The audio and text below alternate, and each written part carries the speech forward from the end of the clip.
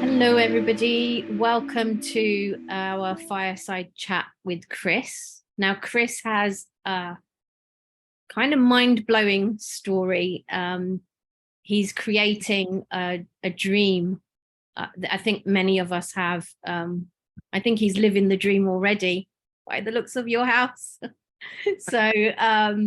But he's had also got an amazing spiritual backstory. As you know, I find those quite fascinating. I think we all do, because we all have amazing spiritual backstories, and they all contribute to how we came to Dr. Joe and how we moved through our process with Dr. Joe. So without much more chit chat from me, I'm going to hand over to Chris, who is going to take us through his journey.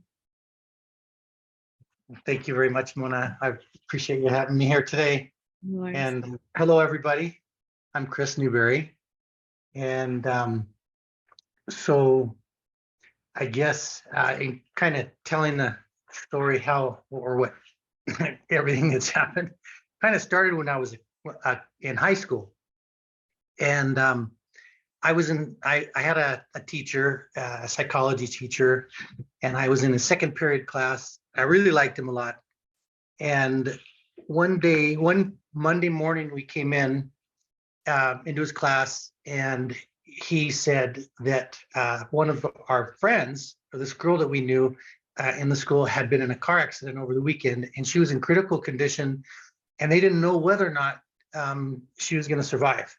It was up in the air, whether she was going to survive. And what he asked us to do, he basically said, listen, this our class today, we're just going to close our eyes and we're going to visualize her being healthy and being recuperated. That's the class today. And so I was in a second period class, and that's what we did. And all of his classes did that. So I think there was 30 kids in each class. So we're talking 180 kids that day visualized her being healed. Not knowing, at the time, not knowing whether she was going to survive. Tuesday morning, the next day, when we got to school, we heard that she was not only that she had a miracle recovery, and she was out of intensive care, and she was going to be back at school, they thought, that week, and she came back to school. So she went from being maybe going to die to being back at school with us. And that really impacted me, and I kind of, from that point on, I guess, realized that things weren't exactly the way they looked. there was more to the story, I guess, than our typical beliefs or systems or whatever. But anyways, there wasn't really much I did with that. It kind of stayed with me. And then when I was in my early 20s, 21, I went with a group of people to a group of climbers to Alaska. We actually trained for a year to climb Mount McKinley. Now they call it Mount Denali. It's a big mountain in Alaska. And we were climbing this mountain, and it took us literally almost 2 weeks to get close to the top. We were exhausted. Multiple people had died, not in our group, but just a lot of things were going on. So it was a super mental challenge as well as a physical challenge. And we were pushed really to our limits, and I'm going to say exhaustion, oxygen deprived. And anyways, we were around 16,500 feet, I think. And there was a little ledge, and I went over and I sat down on the ledge just to rest for a minute as we'd been climbing. And I don't know what happened, but all of a sudden this light beam just came right through my body. Just my body just opened up, and I was complete electricity. And I remember I was sitting there looking out, thinking to myself that somebody could ask me any question and there would be no barrier between me and the answer to that. Yeah, there was no barrier to me and all information that existed. And it was just like, wow, it was, it was incredible. It lasted for a little while and then it went away. We continued to climb the mountain, got down, went home. And I honestly didn't really know what had happened to me. I knew it happened to me, but I didn't know what it was, and I didn't know what to do with it. And the same thing, I just kind of, held it there. I would tell people and they thought, yeah, you were oxygen deprived and, you're hallucinating and this and that or whatever. But, so anyways, so years went on and it wasn't until like 2003, I think it was 2004, this movie comes out called What the Bleep Do You Know? And so I hear about it and I go to the theater and I watch it. And as I'm watching this movie, I'm going, I get it. It was almost like that. It was like, what's the word? Like not acknowledging or confirming, or it was like, it was real. It really was real what happened to me. I understand what they're saying, and I tried to get everybody I know to watch that movie with me. I watched it, I don't know, 50 or 100 times. Wow. And nobody else really liked it or they thought it was stupid or whatever, not everybody, but most people, but to me, it was like, I loved it. And I loved Joe. He was my favorite one. There was a bunch of people on there that I really liked and I still like to this day, but he was definitely the one that I connected with the most. And I loved it. However, it kind of opened the door to, I kind of understood what had happened to me and what was going on out there. But there was no like, now what? Now what do I do with that? And so I was waiting. I was actually hoping that, they came out with a couple of little sequels, but it was the same thing. It was just kind of more of the same information down the rabbit hole and the stuff, but it was no actionable stuff. It's like, now what? Now what do I do with this? And so same thing, kind of let that go. But it was still there, it was still in my heart, still in my mind. And then during the pandemic, well, actually, let me back up. Like 7, 8 years ago, I had a business, an export business. I sold it, and I moved down to Panama. I had this beautiful little piece of property on the end of a point, and so I moved down there, and I built this really cool house. And I thought, I want to build a little resort here. Maybe, I'm going to check it out and see if Anyways, I during the pandemic, Panama was really locked down, and we weren't mobile. We couldn't really move around. And I decided, I'm going to make the best of this, and I'm going to learn. I'm going to spend time.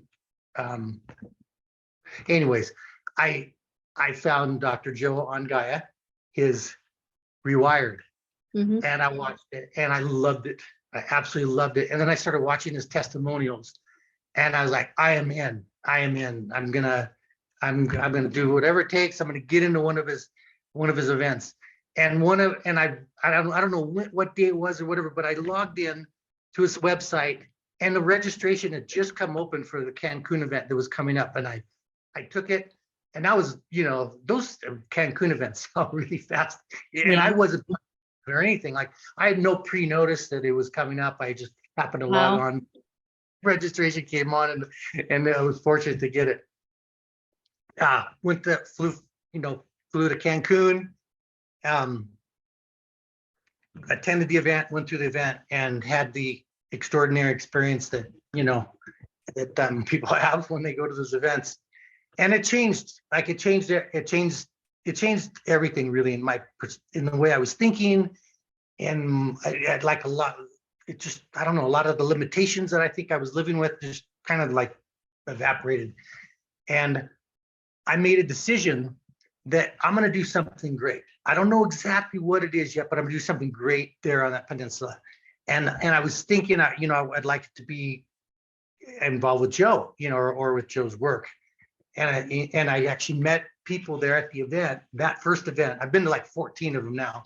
Wow. But that were like, yeah, you should make it or a community for us, and we could be there, et cetera. We could, live together or part-time or this or that or whatever, and really live immersed in the work together. Anyways, going with the story. So I get back to Panama, and one by one, all the properties around me and all the way up this peninsula, it's like a long peninsula, it goes like this. One by one, each property came available, and I started buying them. I started buying them, going up the peninsula, buying them. I started getting low on money. Some of my friends that I'd met at that first event came in and like, hey, look, we want to be part of it. And they came in, and we ended just these 16 properties in a row. Like, that's like uncalculable mathematically, that these properties one by one just coming up available. And we assembled this really amazing site. I mean, there's really nothing like it these days anymore. Properties like this, the Caribbean. And that's kind of the story from when it started back. I'd say this started when I was in the 11th grade. Yeah.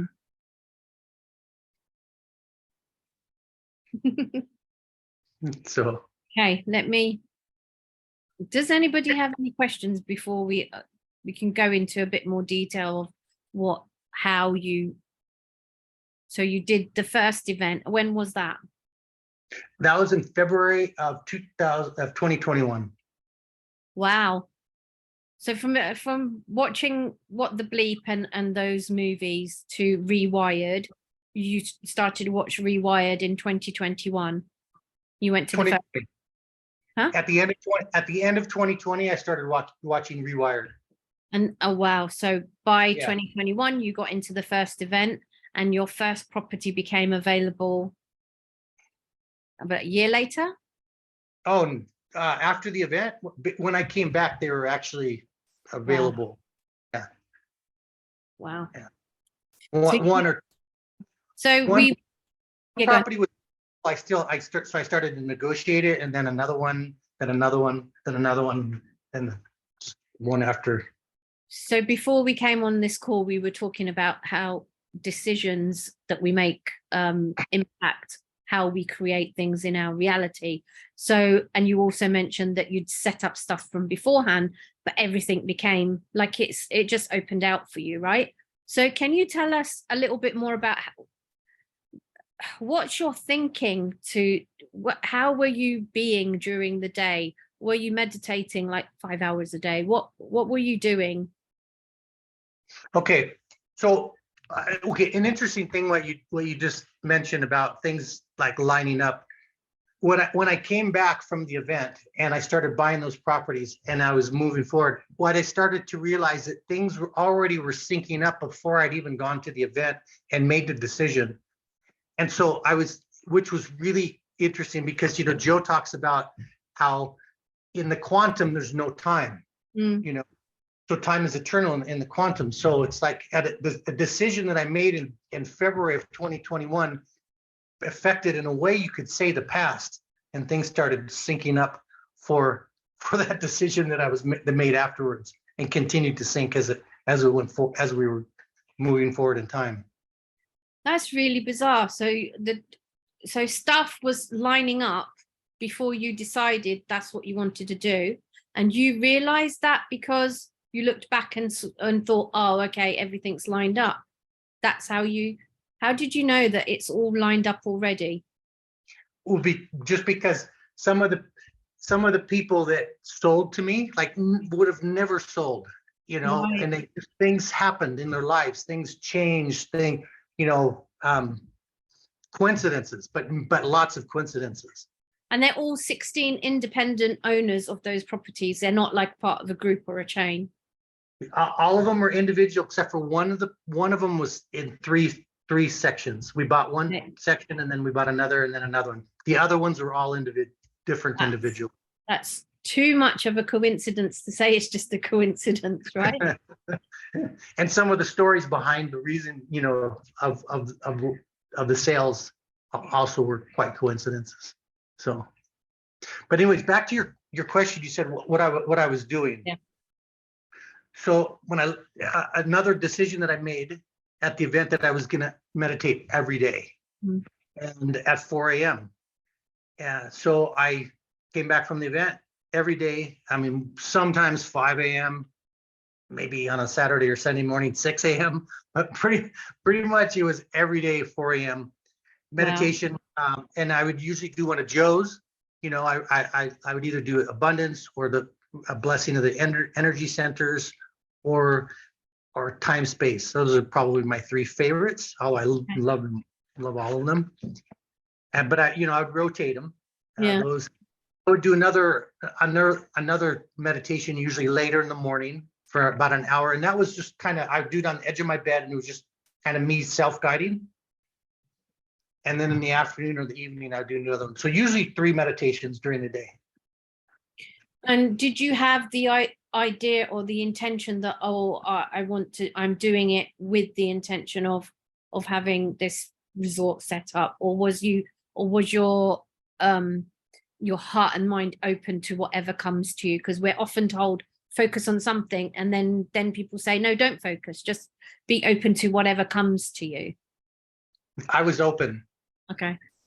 Yeah, I was open. Probably the biggest, there was a couple of things that were really the main motivators. Okay. One was a sacred place where we could be doing Joe's work together. Yeah. And then another one was to create something beautiful that people would love to be there, like a place that people love to, they love it. And I love to create. I built a beautiful ranch in Utah years ago, and the creation of it was, for me, was amazing. It turned out incredible, and people would go there. I used to have these, from Friday morning to Friday afternoon to Monday morning parties. And I'd have, 50 or 100 people come over to the ranch. And I used to love to see everybody having so much fun and love the place, And so in some ways that's a big motivation for me to, create this community, this place that people love, and they love being there. Oh, lovely. So it's interesting you said that you were thinking about the future and stuff was lining up in the past. We did a meditation this morning that was future based, and I wasn't going into the future. I was, for some reason, in Pompeii. Go figure, I don't know. But I was like, well, you don't know how this stuff works. You just go with the flow and see what happens. I love that it all worked out the way it did for you. So we finished your story quite quickly. Does anybody have any questions? Do you have any more stories from when you were younger and how things have worked out for you from that young age? Were you meditating before you did Dr. Joe's stuff? When I came back from the mountain, in my early 20s, I meditated for a while. And I meditated for a while, and then I kind of let it go. Mm-hmm. Okay. Did you want to ask something, Debbie? No, not at all. But now I was done working, so now I could just focus on and not disturb the picture too much. But I love the story. It's really, it's so nice. It's just nice listening as well, and so inspiring. Thanks for sharing. And thank you. For organizing. Yeah. No, I didn't share. Thanks. Mona, can I ask? Yeah. Chris, you sound really inspired. I wondered if you're sort of tuned in on a regular daily basis that you get inspired by? Yeah, all sorts of smaller things, not just the big ones, you know. Some smaller things. I mean, the meditations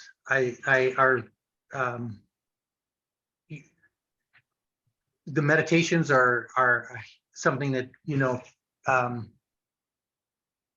what do I say? Meditating, focusing on keeping my heart center open, keeping it connected with my mind, you know, and doing Joe's work. You know, that to me it really works. You know, I'm a, what do you call it?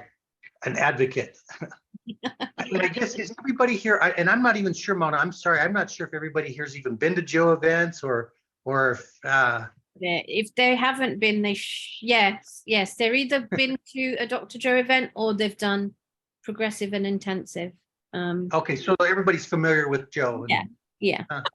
Okay. We meet, as a lot of people on here meet. We meet every morning 5 a.m. to meditate together at UK time.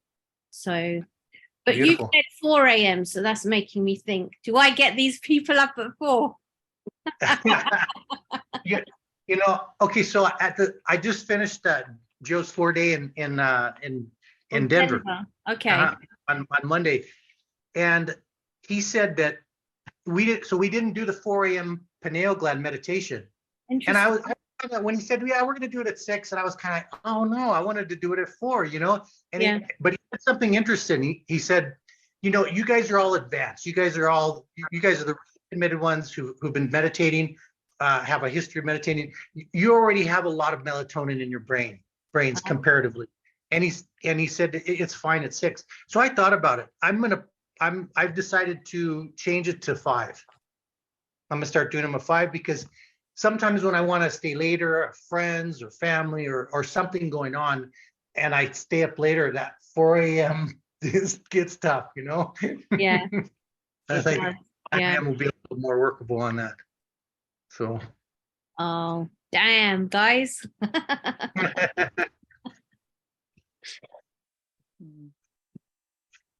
So I don't know. I could mention, Mona, if everybody would like, I could kind of give them the idea. Like I you know, I told you earlier, I kind of was going with the flow out in the beginning, but now we do have a master plan that we're working on, and there's a pretty clear vision of where we want to take this. Yeah. So I'd be willing to share that if Like. But I do have one question. What was Denver like? What was Denver like? That was amazing. Have you done advanced follow-up before? I've done a few of them. I have. So it came out. So this time he brought up some information that was really profound that I hadn't heard from him before. It was because, you know, we have our 3D Newtonian world that we live in, you know, which we're very familiar with our senses. And then we have the quantum, the subatomic quantum world, the crazy quantum world that we, you know, we listen to the information, we learn how to connect with it in our, you know, through the meditations, etc.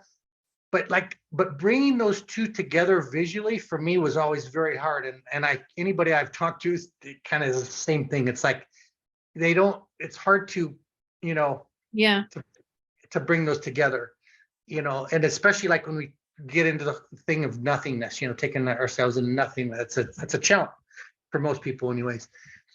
And he brought in string theory, and he explained it in a way that where I could, in my mind, and other people that I was talking to in the event could as well, that we could visually take ourselves from the 3D reality into the quantum or source, you know, the 0 point field. And that was really profound. It was awesome. I mean, the whole event was amazing, but that was really cool that Can you give us an overview of what that was, or you're not allowed to? Well, it's string theory. I mean, it's nobody has so I'll talk about it for a second. Without having visuals, it Yeah. may be a little bit difficult. Yeah. So, and I don't know if I can without visuals, but I'll give it a shot. So,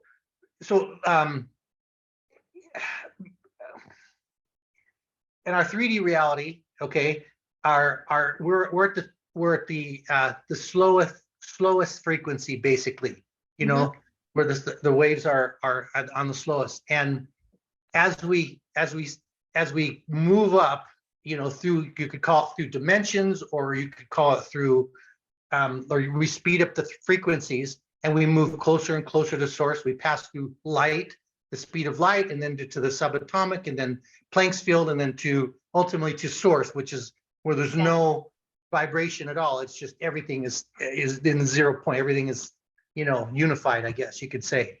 So, so as if you think about from the 0 point, from where, or the quantum field or whatever source, and then you create a frequency, and then as it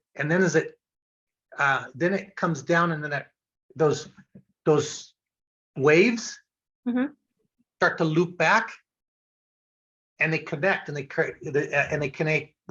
basically connect circles, I guess you could say, which then that's where the information is packets are in the form of the fractal patterns. Right.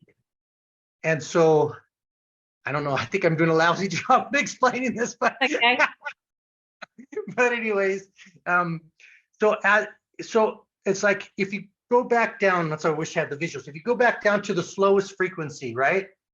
Well, inside, you know how he talks about patterns within patterns patterns that go down and deep, you know, in the I guess smaller quantum, you know, smaller levels of, you know, each pattern has a pattern inside, down.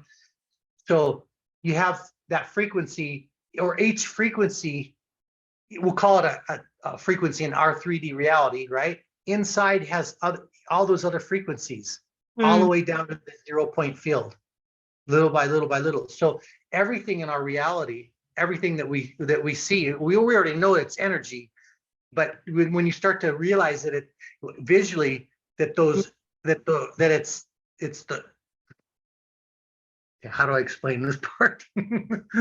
That those yeah, I can see it, but explaining it's kind of hard. Don't worry. Don't worry. So we have another question. How good are you at staying present throughout the day? That's challenging. You know, it's challenging. So,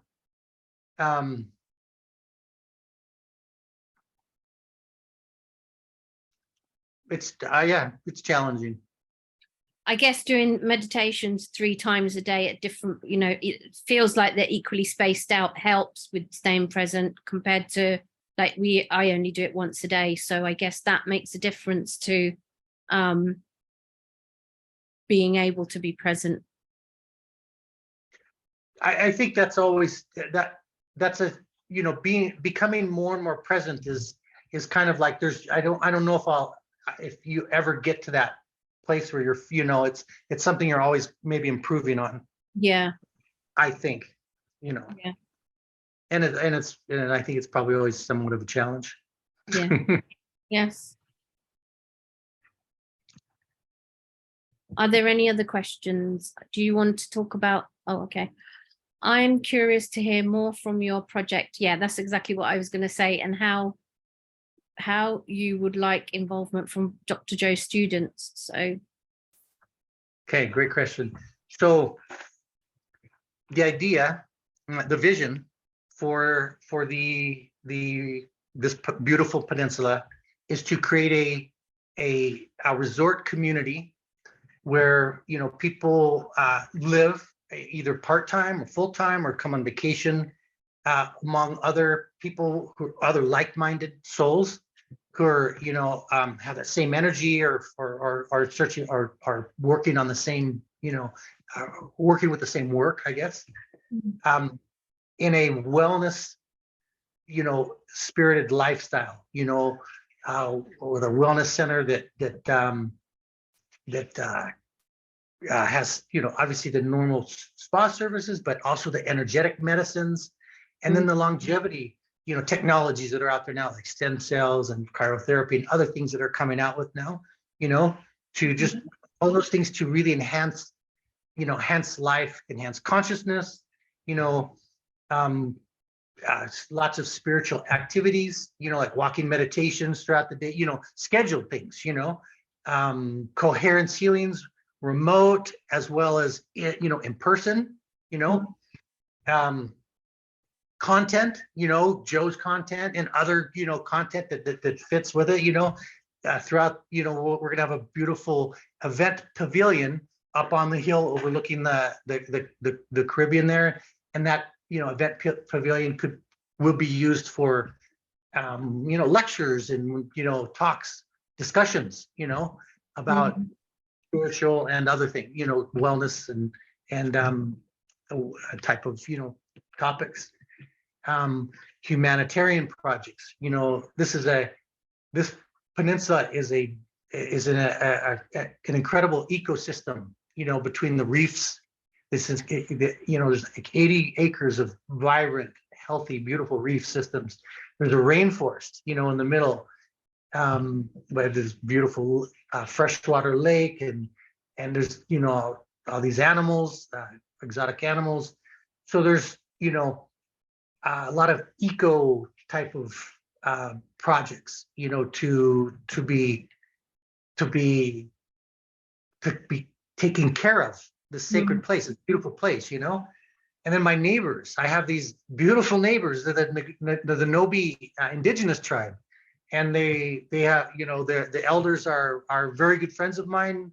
The shaman is like my right hand down there, and he's a beautiful soul. All of them are. They're beautiful people, and they, although they have some things that we can, some humanitarian things that we can really be helping them with, and I'm not going to get all the details, but some stuff that we can really improve their lives. And when I say improve their lives, I don't mean in a like try to move them in our direction. They don't want to live like Americans and Europeans. They want to live like they do. It's just that they have some struggles that could really be, we can help them with, And we have a great bilateral relationship, or I should say, with them for years, with the tribe. And then another thing is, like, I'm passionate about eating good foods, organic foods and locally grown stuff, and we have some great places we can grow, do permaculture, use permaculture technologies and create organic food for us, living there, So we want to, well, I guess that's the basic, the basics of like what I want to create, so like living there. Well, okay, let me back up for a second. Like most of the people I've talked to, their idea is that they would like to go there for like 3 months at a time, and then go home. Because they go to the events and they love the events and they have these huge breakthroughs or these, spiritual awakenings, I guess you could say. And then when they go back to their life, it's easy to go back into that old conditioning, and the brain's been rewired, although it's kind of new rewiring, and that's pretty susceptible to the old stuff, when they get back into the old relationships and job and this and that. And so the idea is like, spending longer periods of time, 3 months or a lot of people are like, I want to live there all the time, that would be an option too. So, but having long periods of time where they could be immersed in the work, immersed in the energy, with, people that they love and care about, that are their friends, like their neighbor. Is it somebody they just say hi and bye to when they come and go, from work, but, somebody that they meditate with and they, do healings with and do, fun activities with. And anyways, doing all of this in a really amazingly beautiful place, and creating something that's beautiful, like, the idea is to is that we're going to build into the natural beauty of the location. It's like, it's not like, you know, most resorts, they go in there and they with the bulldozers and then they build this big huge concrete structure and this and that, you know. That's our idea is completely different. Our idea is like, we're going to, like, trees are sacred, and you know, we're going to, you know, build bungalows and things that, you know, fit them into areas where we're that enhance the beauty that's already there, you know, instead of trying to replace it. And you know, and the same thing like on the reefs, you know, like behind the reefs, like for example, where I built my home, it's sandy there. So you can build there. Not only does it not affect the reef in any negative way, but like underneath my house, there's coral growing all over the pillars of the home, and it's created this incredible fish habitat. I call it the fish house underneath my house. It's just thousands of fish that live on, and other kind of, you know, marine animals.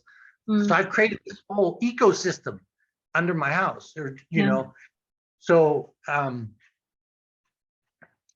yeah, living in harmony with nature, you know, and so that's basically, there's more to it, but that's the basics, you know. So you're currently in quite early stages of development of this. Like, for those of you who don't know, nothing's built yet. You're still looking at all that planning, and all of that is still taking place. You're still in the process of making that happen. So what I think would be really nice is, as Debbie said, what do you want the students to do? And we discussed this before we came on this call, but if there's stuff you want, if you put it, like, if we can do something after this call, like put together a document or something, and then if everyone on this group can share the video and share what Chris would like. I mean, I don't know, it will ripple out to whoever it needs to go to, I guess, and come straight back again, because Bryce sailed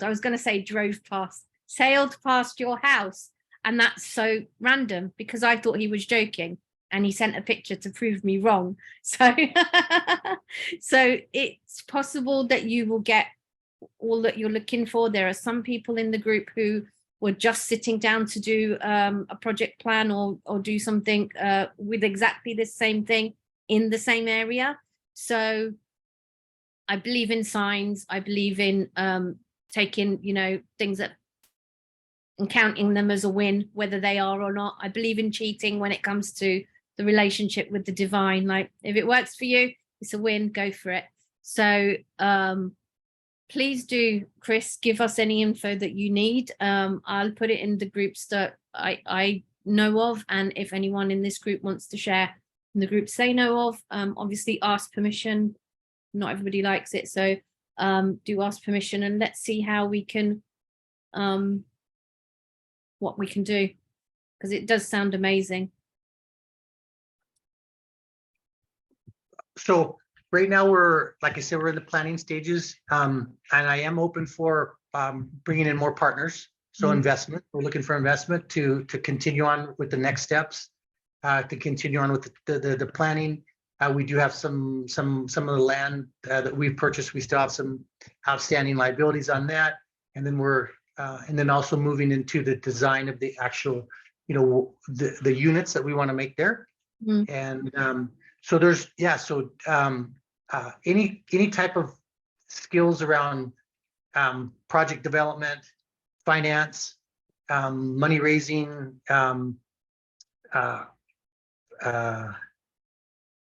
building, any of that, you know, I'm open to having discussions with anybody who has those type of, well, anybody really, you know, because ultimately we're going to be a community there of, you know. Yeah. But those are the things that I probably need more. Right now it's capital and some specialized knowledge would help in certain areas. Okay. Anybody want to put their hand up now? Yeah, Debbie, what are you going to do? Well, it sounds really amazing, because always when I am doing the meditations with Dr. Joe, when I need to look into the future and just think about my future, then this is something that I'm thinking of. my skills are in finance. I've been a finance director for many years, and currently I'm studying to become an acupuncturist. So I'm working on my career switch, but these kind of projects are always the kind of projects that I'm dreaming of. But yeah, so, well, if there's, and currently I'm doing freelance projects, so that partially I'm working on the finance side and partially I'm studying and I have my own, entrepreneur things. So let's see. I don't know. I'll sign up and then you can see whether I can help you or whatever, or maybe make a link to somebody else. I don't know. So Wonderful. Let's say if you have WhatsApp, we can connect Sure, there. yeah. Mm-hmm. Chris is in the group, so Debbie, you can contact him directly from the group. Yeah, thanks.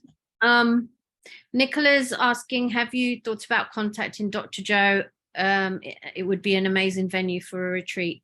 It hasn't been built yet, so it's quite early stages. I guess you need to go with, I don't know. So it would be early to approach him for a retreat, but I am actually putting together a letter of intent that I'm gonna try to give him personally if I can get to him. He's just getting harder and harder to get, to get an audience with, because everybody wants them in one way or another. But anyways, I'm creating a letter of intent right now, and I'm gonna find a way to get it to him in Cancun, where I'm gonna propose that we do, because there's gonna be multiple parts to this. There's going to be, the community that I'm talking about, the residential community, but also a marina and also a hotel, an overwater villa hotel, and then a wellness center.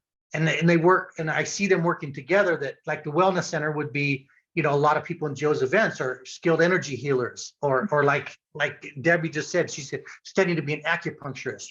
So those type of things are those type of modalities it would be used, and the residents of the community would most likely be the ones that are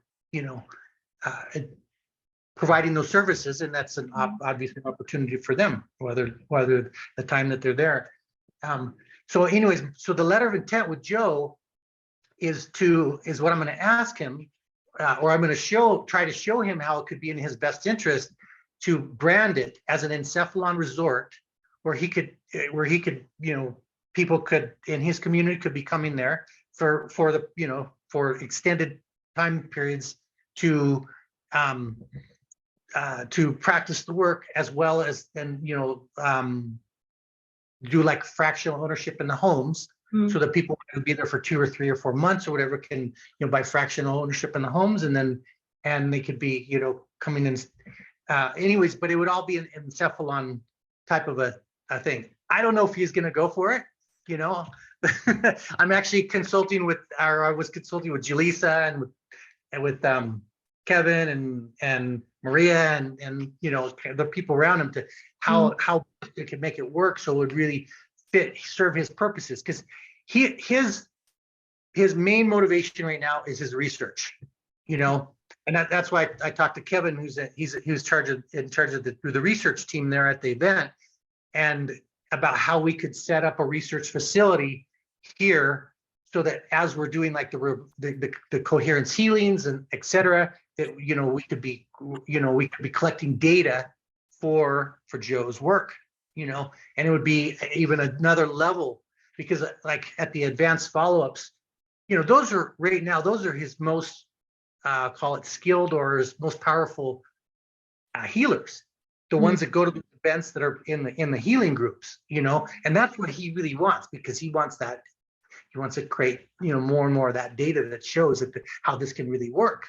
So this community would we'll call it bring in and produce or create, help create an incredibly strong group of people of healers, because these would be people who would be literally every day be in that, immersed in that energy, in that environment, and doing those healings. And Kevin actually told me, he says they're not ready yet to be able to have a remote location, but he says that he could see that they could create that pretty soon, and he was super interested in the idea.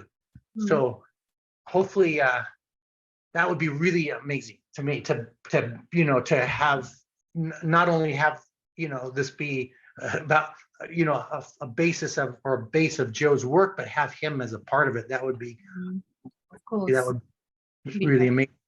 Beautiful. I'm sure the way you have created what you have for yourself now, I'm sure it will work in your favor. Hopefully it'll work in the community and Of course. all actually really. So okay, are there any more questions? Right. Absolutely. Any more questions, guys? No? If anybody has questions, or if anybody would like to communicate with me, through the WhatsApp group, or just I'm in the group, so you're welcome to send me a message there, and we can. Sure. Oh, thank you, Diana. Are you okay? The two documents I'll speak later to you about that. That's fine. That's good. Okay, guys, so we've got 10 minutes left. If there are no other questions to ask Chris, I will give you 10 minutes back. No? I only caught the last 10 minutes. Definitely need to catch up with this. Thank you so much, Kirsty. That's great. I'll put this up as soon as possible. Thank you very much, Mona, and thank you, everybody. Thank you, Chris, for taking Pleasure. time out.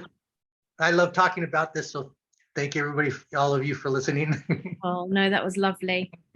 Thank you, Chris. Wish you well. I'm sure everything will be perfect. Okay. Bye, everyone. Thanks, guys. Bye-bye. Bye. Thank you very much.